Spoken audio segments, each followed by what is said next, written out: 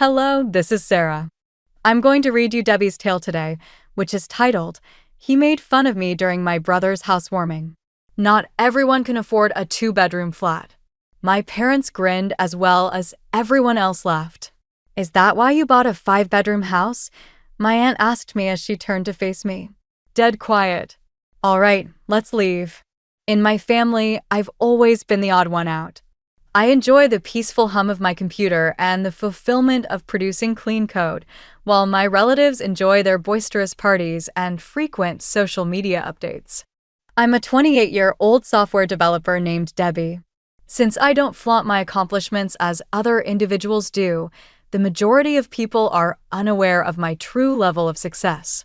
My older brother, Jake, is everything my parents wanted in a child. He's loud, funny, the life of every party. He followed Dad into the family business, a chain of small car repair shops. Everyone thinks he's amazing. Meanwhile, I'm the one they barely acknowledge exists. I remember being a kid and watching my relatives gather for holidays. They'd all laugh at Jake's jokes, pat him on the back, tell him how proud they were. When it came to me, they'd give me these awkward smiles and ask generic questions about school before quickly moving on to talk to someone more interesting. As I got older, it only got worse. While Jake was posting pictures of himself at parties and family gatherings, I was building websites and learning new programming languages. I dressed simply, jeans, t-shirts, nothing flashy. I didn't see the point in posting every meal or selfie online like my cousins did. She's so antisocial, Aunt Linda would whisper to Mom during family dinners. It's not normal for a girl her age. The breaking point came at Grandma's 80th birthday party 2 years ago. I couldn't skip it. It was Grandma's milestone birthday, and she'd specifically asked for me to be there. The whole family was crammed into the community center, everyone talking over each other, kids running around screaming. I was standing near the dessert table, trying to stay out of the way, when I overheard Aunt Linda talking to Mom near the kitchen doorway. There's something wrong with that girl, Aunt Linda was saying, nodding in my direction. She just sits there, staring at people. It's weird. I think she might have some kind of mental problem. I froze, waiting for Mom to defend me, to say something, anything, to shut down that cruel comment. Instead, Mom sighed heavily. I know. I'm honestly embarrassed by her sometimes. She acts so strange around people. I don't know what to do with her anymore. Those words hit me like a punch to the gut. My own mother was embarrassed by me. Not disappointed, not worried, embarrassed. I stood there for another hour, smiling when people looked my way, participating in the birthday song, acting like nothing had happened. But inside, I was done. Completely done. That night, I made a decision. If they thought I was weird, if they were embarrassed by me, if they saw me as some kind of burden, then fine. I wouldn't inflict my presence on them anymore. From that day forward, I stopped going to family events. When invitations came for Christmas dinner, Easter brunch, Cousin Sarah's wedding, I politely declined. I'd send gifts with nice cards, but I wouldn't show up. The only family member who understood was Aunt Margaret, Mom's older sister. She was different from the rest of them, quieter, more thoughtful. She'd come visit me at my rented apartment, bringing homemade cookies and actually listening when I talked about my work. You're not weird, honey, she'd tell me over coffee.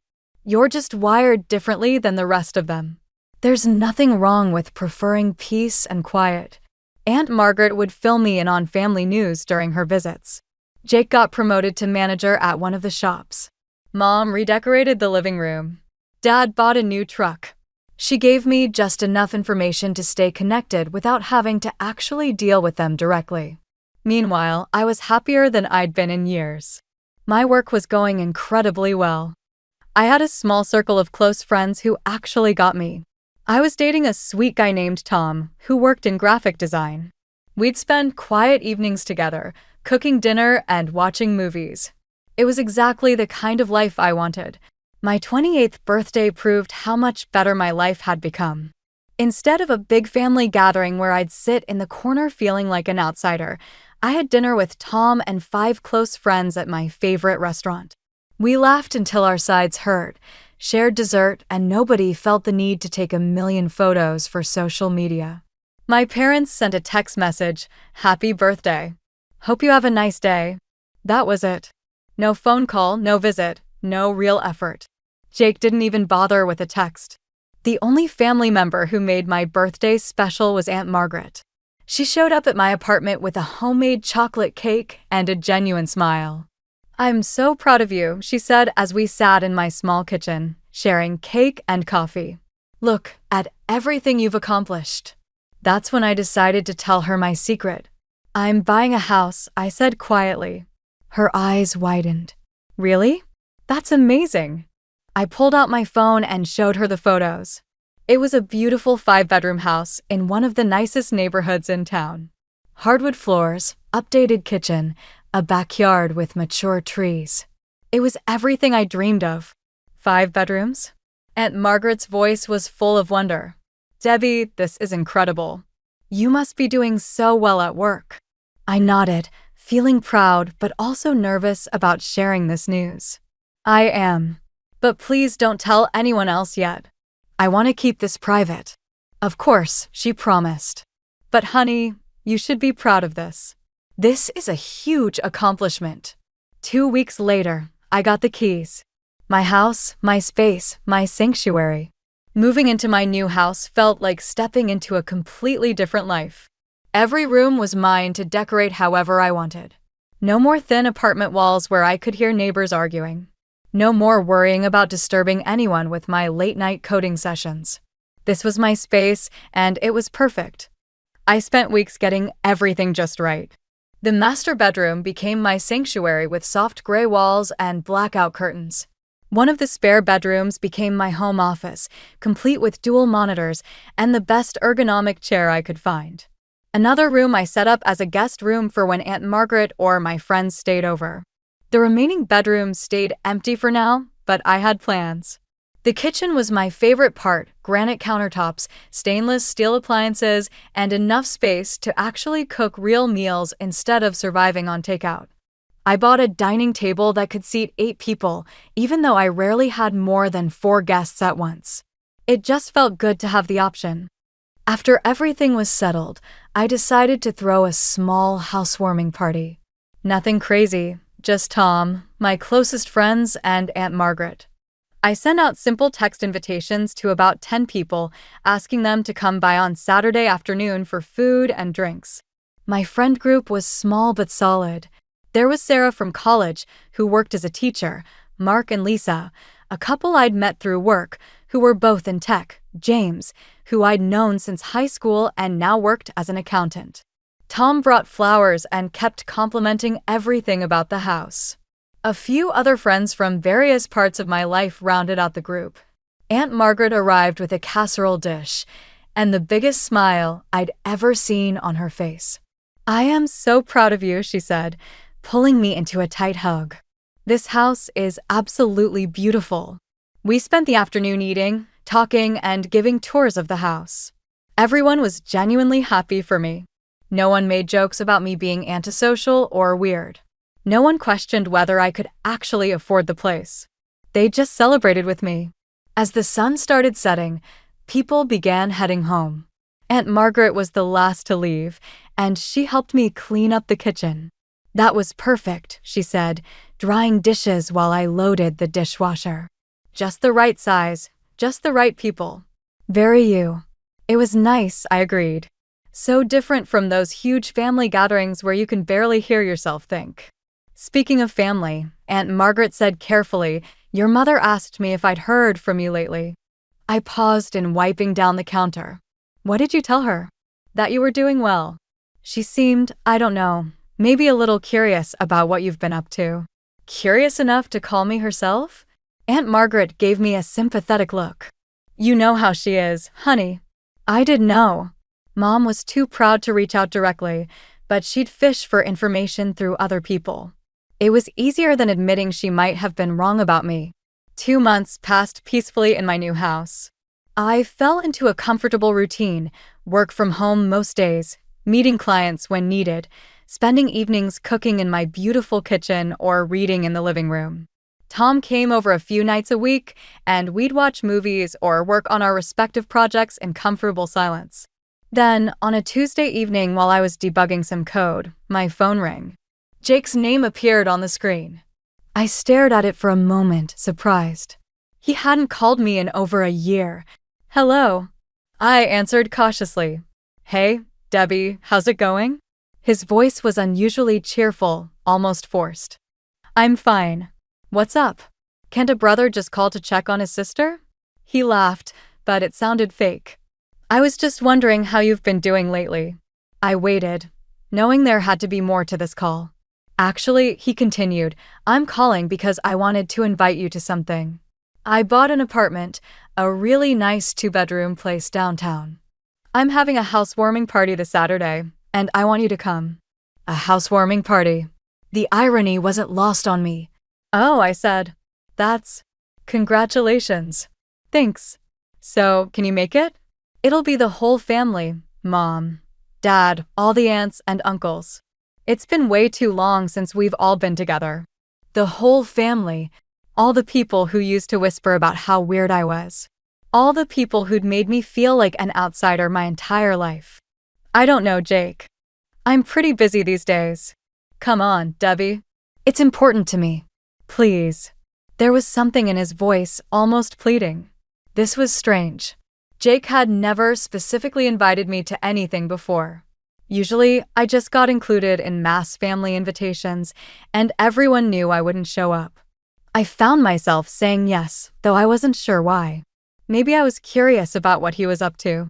Maybe some small part of me missed being included, even if it usually went badly. After hanging up, I immediately called Aunt Margaret. He invited me to his housewarming party, I told her. I know, I got an invitation too, she said. The whole family is going to be there. But why? Jake's never invited me to anything before. What's his angle? Aunt Margaret was quiet for a moment, then she started laughing. What's funny? Oh, honey, she said between chuckles, I think your brother wants to show off in front of you. He probably thinks you're still struggling in that little apartment, and he wants everyone to see how much better he's doing than his weird little sister. The pieces clicked into place. Jake didn't know about my house. None of them did, except Aunt Margaret. As far as my family knew, I was still renting that tiny 1-bedroom apartment and working some mysterious computer job that probably didn't pay very well. I felt a slow smile spreading across my face. This is going to be interesting. What are you thinking? I'm thinking I'm really looking forward to this housewarming party. Saturday came faster than I expected. I spent some time picking out what to wear, settling on dark jeans and a nice sweater. Nothing too fancy, but not the thrift store look my family probably expected. I bought Jake a good coffee maker as a housewarming gift, something that cost more than they'd probably guess. Jake's apartment building was downtown, one of those new complexes with a gym and a doorman. Nice, but not spectacular.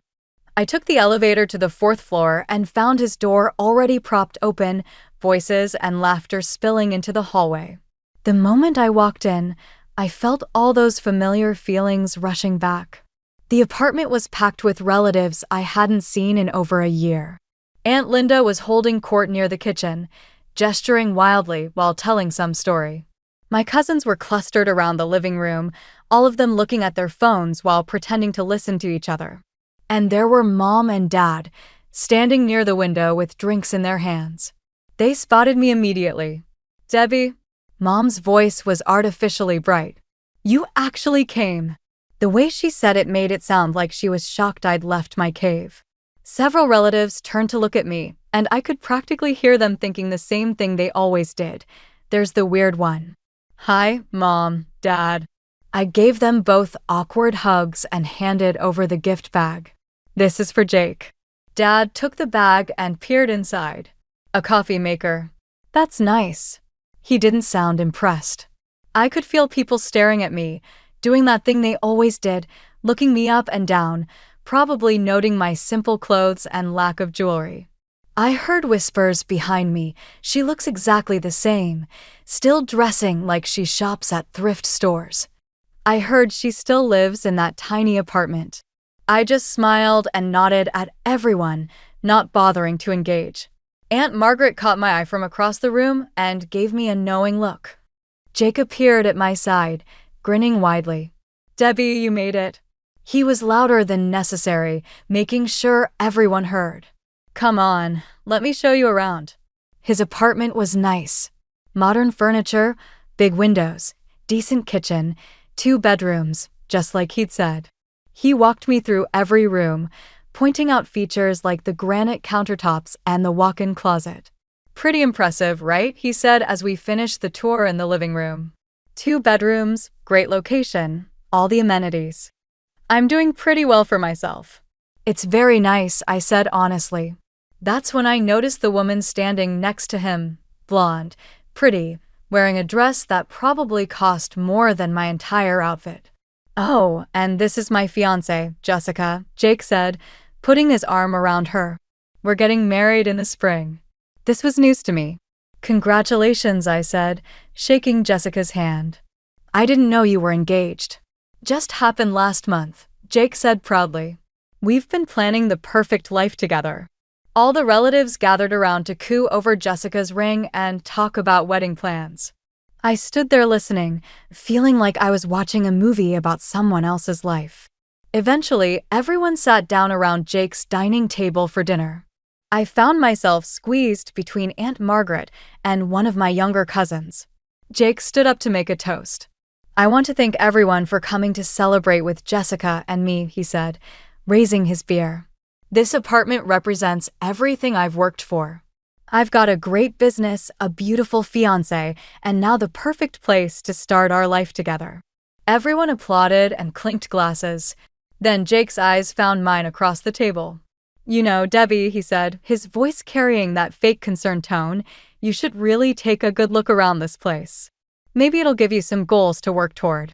A few people chuckled. Dad smiled, that smug smile I remembered from childhood. "I mean," Jake continued, "you can't live in that rental apartment forever, right? Maybe someday you'll be able to afford something like this." The table got quiet for a moment. Everyone was looking at me, waiting to see how I'd react to being put in my place. I could feel my cheeks getting warm, but not from embarrassment, from anticipation. That's when Aunt Margaret cleared her throat loudly. "Is that why she bought a 5-bedroom house?" Aunt Margaret asked, her voice innocent, but carrying clearly across the table. "Because she can't afford a 2-bedroom apartment?" The silence that followed was deafening. Every conversation stopped. Every fork paused halfway to someone's mouth. All eyes turned to me. Mom was the first to speak. "What did you just say?" I took a sip of water, letting the moment stretch. "I bought a house 2 months ago. 5 bedrooms, actually. It's in Oakwood Heights." Oakwood Heights was the most expensive neighborhood in town, and everyone knew it. The whispers started immediately. Jake's face had gone completely white. "You're joking," he said weakly. "She's not joking," Aunt Margaret said, pulling out her phone. "I was at her housewarming party. Beautiful place." She started passing her phone around the table, showing the photos she'd taken that day. I watched as each person's expression changed from skeptical to shocked to something that looked almost like panic. "How can you afford it?" Mom started, then stopped. "I'm a lead software developer. I work with Fortune 500 companies on their core systems. I've been doing pretty well for myself." The room erupted. Everyone started talking at once. Some people were asking if they could see the house. Others were saying they always knew I'd do well. A few were claiming they'd always supported me. I just sat there, eating my dinner, watching the chaos unfold. Jake looked like he wanted to disappear into the floor. Mom and Dad were sitting in shocked silence, probably trying to figure out how they'd gotten it so wrong. "You should have another housewarming party," someone called out. "Invite all of us. We could help you decorate," another voice added. I always said Debbie was the smart one in the family. I nearly laughed at that last one. These were the same people who'd whispered about how weird I was for years. After about an hour of the circus, I'd had enough. I stood up and announced I was leaving. Wait. Several people called out. Tell us more about the house. Maybe next time, I said, knowing there wouldn't be a next time. I drove home feeling lighter than I had in years. My phone started buzzing with messages before I even got out of the car, but I ignored them all.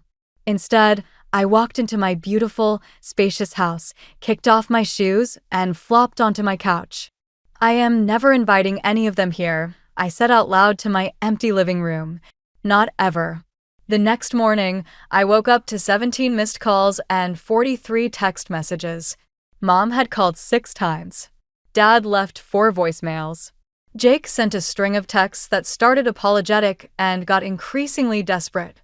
Even cousins I hadn't heard from in years were suddenly reaching out. I made coffee and scrolled through the messages while sitting in my kitchen.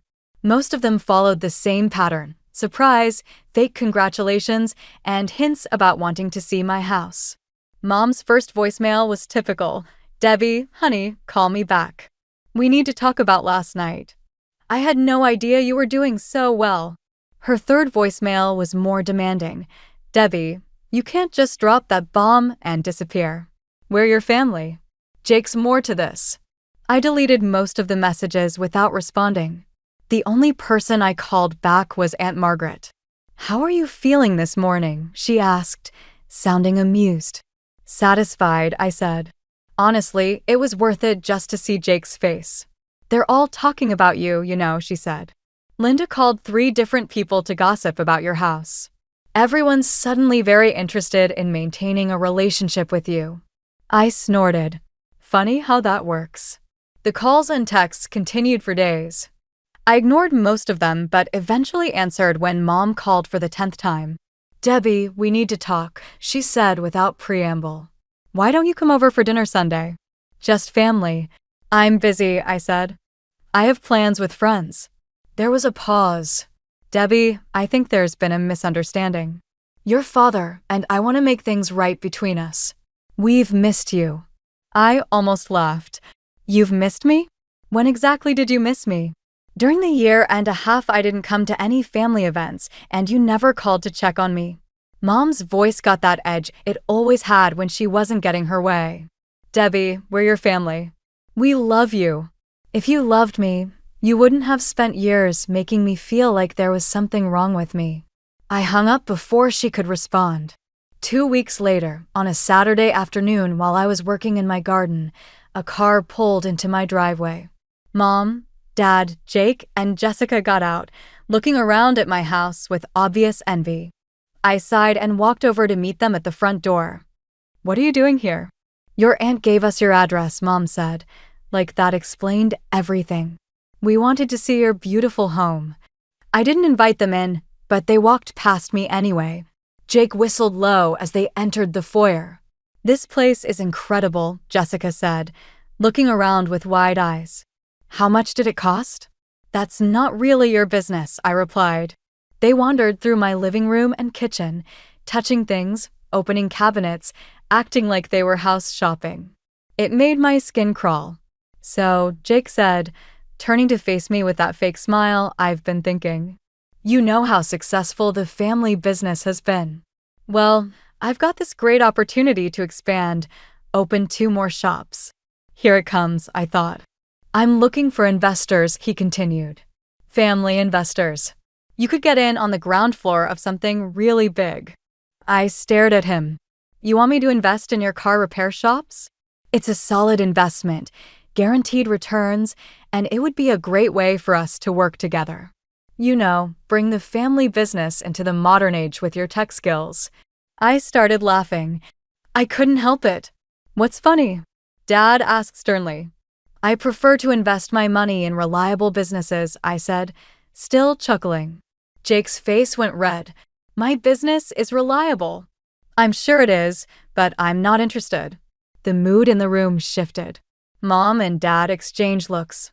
Debbie, Dad said in that tone he used to use when I was in trouble as a kid, we want to rebuild our relationship. Family should help family. There it was. The real reason they were here. You want to rebuild our relationship because you found out I have money, I said flatly. That's not fair, Mom protested, but her voice lacked conviction. Isn't it? Where were you on my birthday? Where were you when I bought this house? Where were you during any of the actual important moments in my life? Jake stepped forward. Look, I know we weren't close before, but now you need money, so suddenly I'm family again. The silence stretched uncomfortably. I think you should leave, I said finally. Debbie, you're being unreasonable, Dad said. We're trying to make an effort here. I don't want your effort. I don't want your fake concern. I don't want any of this. I walked to the front door and opened it. Please leave. They stood there for a moment, looking shocked that I was actually kicking them out. Fine, Jake said as they filed toward the door. But don't expect an invitation to my wedding. I smiled. I wouldn't come anyway. The next day, Aunt Margaret called me. Your mother called me crying yesterday. She says you've become greedy and ungrateful. And what do you think? I think you're protecting yourself, and it's about time. Over the next few weeks, the family drama continued without me. Aunt Margaret kept me updated on the gossip, how Mom was telling everyone I'd gotten too big for my britches, how Jake was complaining that I was selfish, how various relatives were taking sides. I didn't care. I had my work, which was going better than ever. I had Tom, my boyfriend, who'd moved in with me last month. I had my small circle of real friends who liked me for who I was, not what I could do for them. And I had Aunt Margaret, who still came over every Sunday with homemade cookies and genuine conversation.